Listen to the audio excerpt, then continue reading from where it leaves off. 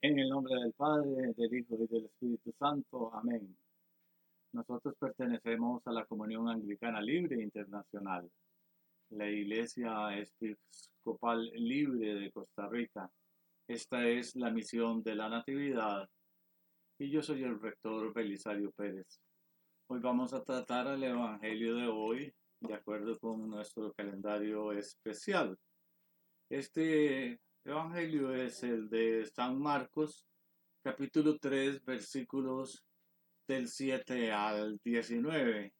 Y nos dice la lección: Jesús, seguido de mucha gente de Galilea, se fue con sus discípulos a la orilla del lago.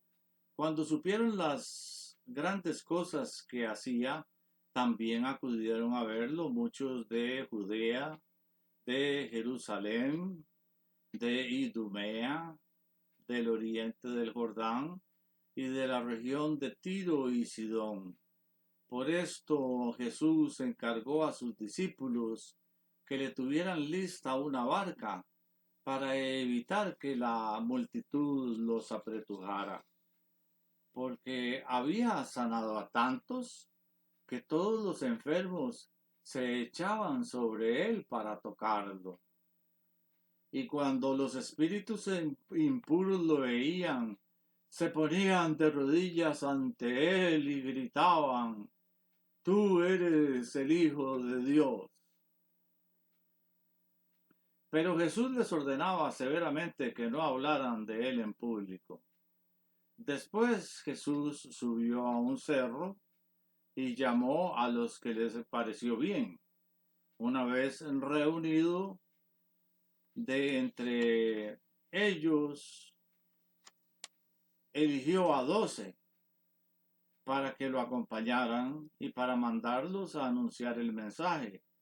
A estos les dio el nombre de apóstoles y les dio autoridad para expulsar a los demonios. Estos son los 12 que escogió: Simón, a quien puso el nombre de Pedro; Santiago y su hermano Juan, hijos de Zebedeo, a quienes llamó Boanerges, es decir, hijos del trueno; Andrés, Felipe, Bartolomé, Mateo, Tomás, Santiago, hijo de Alfeo, Tadeo, Simón el cananeo y Judas Iscariote, quien después terminó traicionándolo. Estamos en este momento tratando la tercera división natural de la primera mitad de la maravillosa imagen que nos ofrece Marcos del siervo que gobierna y del gobernante que sirve. Hemos visto que la primera división describe la autoridad del siervo, el absoluto dominio que mostró Jesús sobre muchos ámbitos.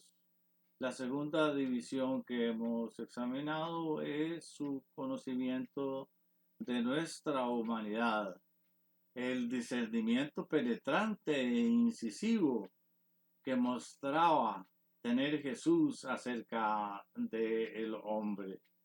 La tercera de estas divisiones naturales va desde el capítulo 3, versículo 7 hasta el capítulo 6. Excede nuestro estudio de hoy, capítulo 6.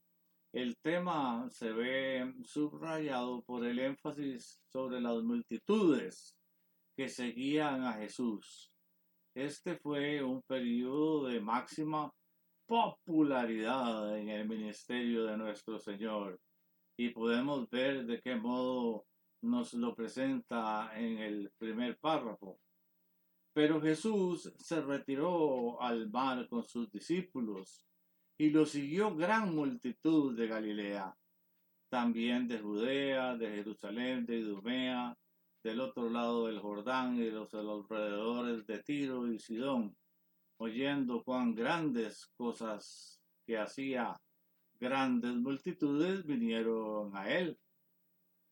Marcos 3, 7 al 8. creo que nos cuesta trabajo entender lo enorme que debía ser aquella multitud. No se trataba de pocas personas, y ni siquiera de unos cuantos miles. Sin duda, habría literalmente cientos de miles de personas entre aquella multitud. Venían de todo lado del país, de Galilea, de Judea, que comenzaba 50 millas al sur de Jerusalén, la capital de Judea, aproximadamente a unas 70 millas al sur del mar de Galilea y de más allá de la tierra de Idumea o Edom, muy lejos al sur del desierto y de la región que se encontraba al este del río Jordán hasta el desierto arábigo, y desde el oeste hasta la costa del Mediterráneo, subiendo por la costa de Tiro y Sidón, una región que se encuentra actualmente en el Líbano. Llegando de todas partes, de todas aquellas tierras, llegaban en enormes multitudes de todas ciudades para poder escuchar a aquel profeta extraordinario que había aparecido en Galilea y que estaba diciendo cosas tan asombrosas. Para muchos esta ha sido una señal de éxito de Jesús, de la misma manera que sería en la actualidad para evaluar a una persona. Cualquiera que sea capaz de reunir una gran multitud que le siga está considerado como un éxito.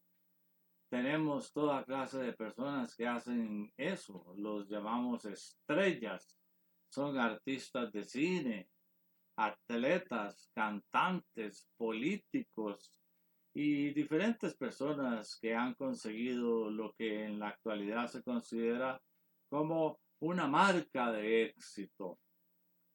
No es de sorprender que el título de uno de los musicales más populares de nuestro tiempo se titule Jesucristo Superestrella, Jesus Christ Superstar en inglés. Él es el que atrajo a todas aquellas multitudes de las ciudades de su tiempo.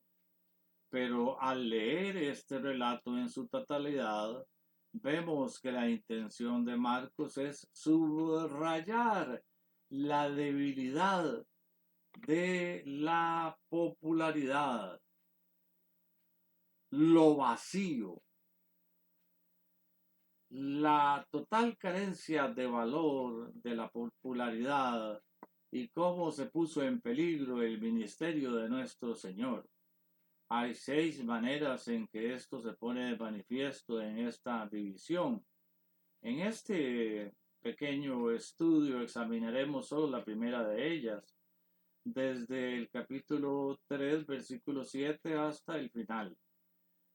Vemos 3 efectos falsos que son impedimentos que se producen invariablemente cuando un movimiento se vuelve popular y que nos sirve de advertencia. La popularidad los produjo en los días de Jesús y la popularidad los produce también en la actualidad. Los vemos al examinarlos en el primero el primero se encuentra en los versículos 9 y 10. Después de describir a la multitud, Marcos dice: entonces dijo a sus discípulos que le tuvieran siempre lista una barca para evitar que la multitud lo oprimiera, pues había sanado a muchos. Todos los que tenían plagas se echaban sobre él para tocarlo. Marcos 3, 9 y 10. Esto subraya ciertos énfasis no deseados y falsos que fueron despertados en estas multitudes, malentendieron el propósito para el cual había venido Jesús y comenzaron a enfatizar lo que era secundario en su opinión de Jesús. Esto es algo con lo que nos encontramos en relación con todo el ministerio de Jesús, en especial en lo que se refiere a la curación de los cuerpos físicos. Claro que nuestro Señor sanó físicamente, no hay duda al respecto, pero desde entonces hasta ahora hay hombres que se han aferrado a eso como si fuera de modo preeminente lo que Él vino a hacer. Pero al leer los evangelios con atención, vemos que Jesús fue con muchísimo más importante y le restó importancia a esto y enfatizó que vino con el propósito de sanar los espíritus de los hombres y no sus cuerpos. Sanó sus cuerpos con el fin de demostrar lo que podía hacer y lo que haría en el ámbito del espíritu, porque así es como fuimos creados. La naturaleza humana es tal que todo lo que sucede en nuestro interior debe exteriorizarse, debe ponerse de manifiesto, afectando de algún modo a nuestros cuerpos. Sabemos bien que si estamos ansiosos, preocupados o molestos, puede esto producir, si alguna situación se prolonga, ciertos efectos físicos. Podemos acabar teniendo un tic nervioso o que se nos produzca una úlcera. Toda clase de cosas pueden ir mal por causa de algún trastorno de nuestro ser interior, incluso dañar el corazón. Jesús demuestra una vez, dañar el corazón de forma física, a eso me refiero. Jesús demuestra una vez más lo que puede hacer con el espíritu, pero las multitudes lo malinterpretaron y se agolparon a su alrededor, de modo que pudiese tocar a los que estaban enfermos y sanarles, de tal manera que nuestro Señor tuvo que recurrir a una estratagema para evitar verse literalmente aplastado por la multitud de tantísima gente como había. Lo interesante es que el dispositivo de que se valió para conseguirlo era perfectamente humano. Fíjese que Jesús no hizo nada mágico, no construyó alrededor una barrera invisible de manera que nadie se le pudiese acercar, ni se metió de repente en una cabina telefónica, estilo Superman, ni se cambió de ropa y dio un gran salto en el aire. Es humano y para poder escapar les pide a sus discípulos que tengan una barca a mano para que pueda entrar en ella y alejarse un poco de la orilla donde la multitud no lo pudiese seguir y con el propósito de poder predicarles en vez de sanarles.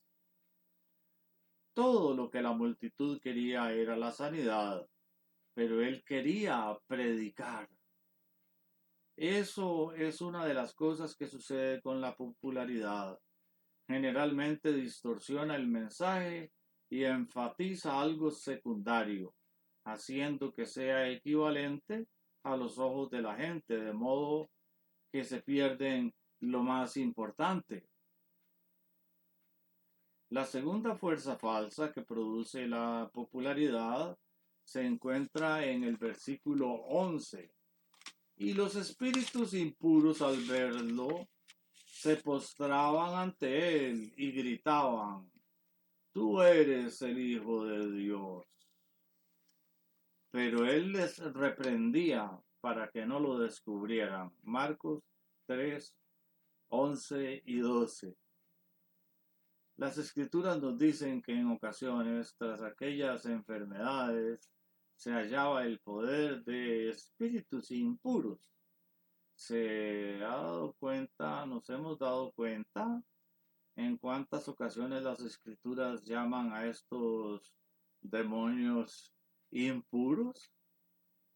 En estos días en los que estamos presenciando tal incremento de la actividad malsana, es preciso que entendamos esto, porque es una de las maneras que podemos reconocer la presencia del mal, lo impuro, ya sea moral o físicamente.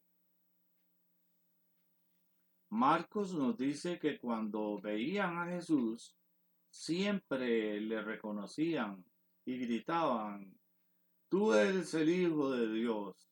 Y Jesús siempre les mandaba callar y les echaba.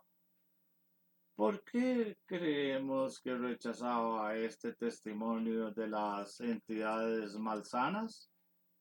Recordemos que cuando estaban Pablo y Bernabé en Filipos, les siguió una chica joven gritando algo parecido. Estos son siervos de Dios Altísimo. Y ellos rechazaron su testimonio. Y Pablo acabó por echar eso inconveniente. Lo mismo sucede en las escrituras, en las que se nos dice que tanto el Señor como los apóstoles rechazaban esta clase de testimonio. Si era cierto, él era hijo de Dios, pero Jesús no estaba dispuesto a permitir que semejante testimonio procediese de esta actitud desviada. ¿Por qué motivo? Bueno, hay una cosa de la que podemos estar seguros. Estos espíritus impuros no tenían ningún interés en promover la causa de Jesús. Por medio de su testimonio, decían la verdad. Sí, decían la verdad. Pero lo hacían porque sabían que eso perjudicaría la causa de Jesús. No para ayudarle. Lo que se proponían era engañar a las gentes respecto a Cristo, de modo que algo en su manera de decirlo, aunque fuera verdad, era sin embargo engañoso. Y eso fue lo que rechazó el Señor. Algunos comentaristas sugieren que debido a que se sabía que eran espíritus de mentira, su testimonio de que Jesús era el Hijo de Dios podía ser interpretado como prueba de que no lo era. El libro fascinante de Mark Twain acerca de los viajes en el oeste y en Hawái, titulado Una vida dura. En este libro hay un relato acerca de un hombre que tenía fama de mentiroso. Era conocido en la comunidad como un hombre que andaba contando historias y nadie le creía nunca.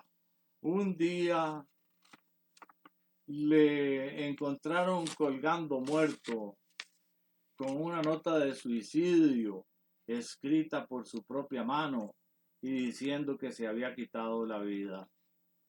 Pero el jurado del forense dijo que había sido un asesinato. Alegaron que si aquel hombre había dicho que era suicidio, eso demostraba que no lo era, que no había sido un suicidio. Sí, pero es mucho más factible que esta actitud desviada pretendiese que los hombres creyesen que era el Hijo del Dios al que el Cristo no adoraba, es decir, a la patología del mal.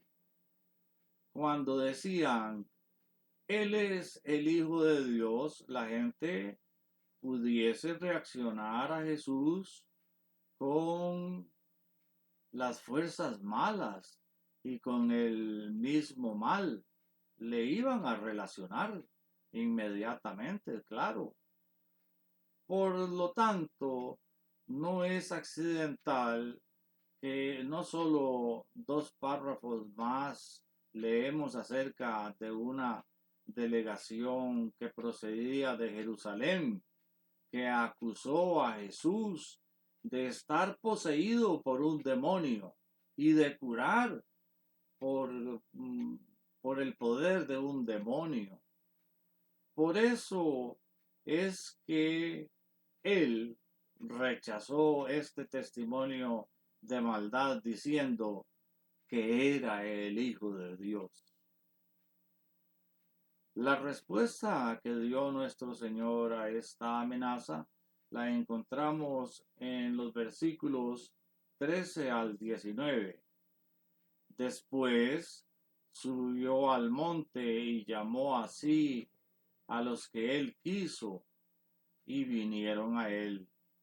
Designó entonces a 12 para que estuvieran con él, para enviarlos a predicar y que tuvieran autoridad para sanar enfermedades y para echar fuera demonios. A Simón, a quien puso por sobrenombre Pedro, a Jacobo, hijo de Zebedeo, y a Juan, hermano de Jacobo, a quienes renombró Boanerges, es decir, hijos del trueno, a Andrés, Felipe, Bartolomé, Mateo, Tomás, Jacobo, hijo de Alfeo, Tadeo, Simón el cananita y Judas Iscariote, el que lo entregó. Marcos 3, 13, 19a. Estos son los 12 a los que escogió Jesús. Es evidente en el contraste entre este párrafo y el anterior que Marcos quiere que entendamos que el testimonio que quería Jesús no era el de afirmaciones pretenciosas y títulos impresionantes de los demonios, por mucho que sean verdad, sino que deseaba más bien el testimonio de vidas cambiadas y las palabras de poder de hombres que habían estado con él y cuyas vidas eran diferentes como resultado de ello, que habían sido enviados a decir lo que habían oído y aprendido, y que por lo tanto tenían poder para hablar con autoridad, incluso a los demonios. Esa es la clase de testimonio que él escogió y el testimonio que sigue escogiendo incluso hoy.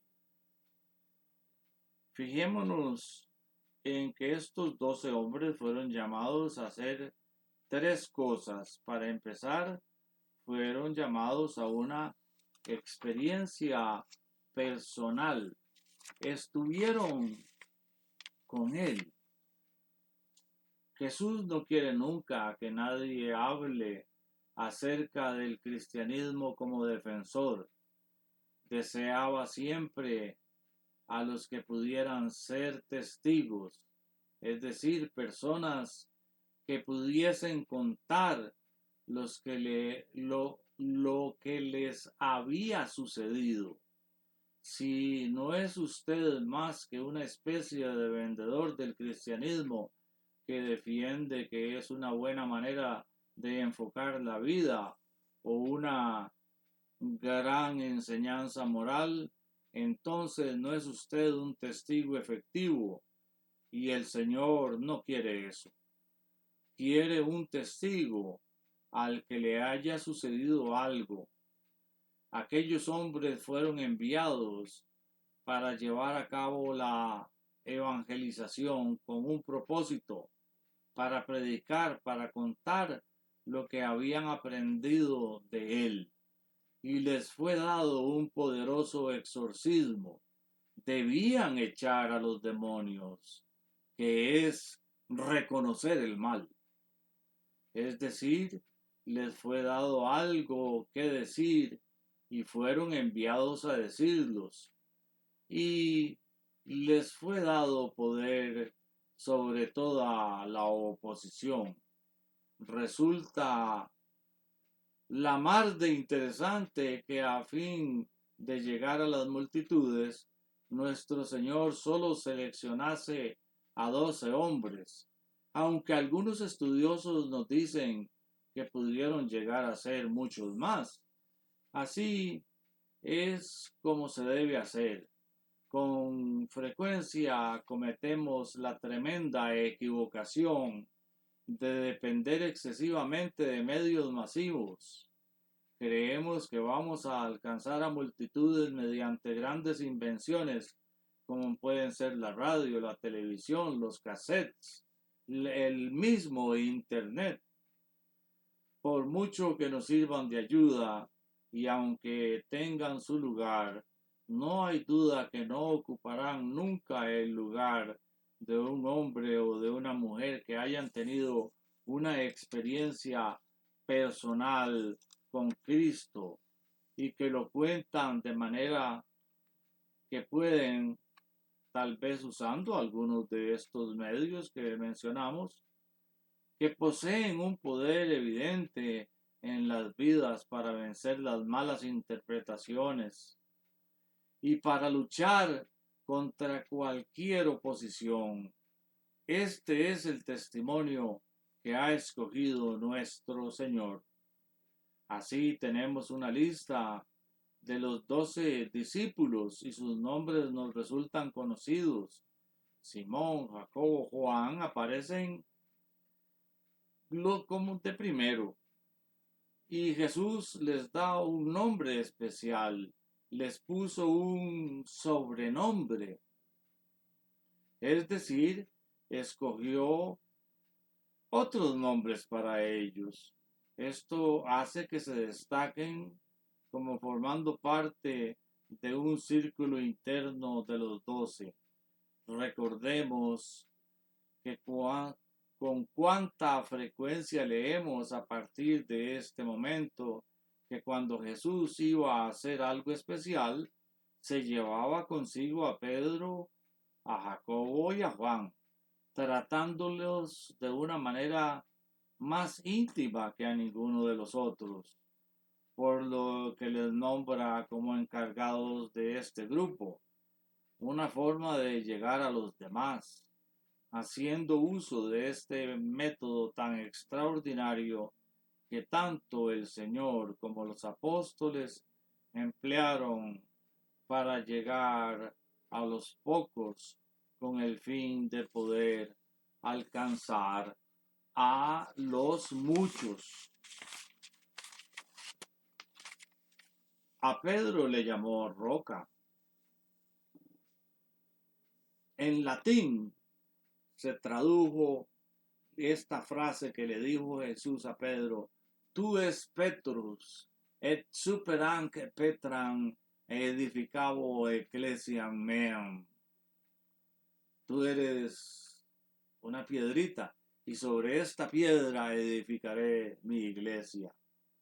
A Jacobo y a Juan, hijos del trueno. En nuestra opinión resulta sumamente instructivo que al mirar a este grupo formado por 12 hombres, lo que considerase necesario fuese una piedra y dos voces potentes. Pedro era el dirigente reconocido de entre los 12 y fue el que posteriormente demostró ser la roca o piedra, el más estable y los que los otros reconocían como su líder, en el que confiaban, para que les dirigiese, mientras que Jacobo fue el primero de los apóstoles en sufrir el martirio, Juan el último, y entre medias se transmitió el ministerio apostólico.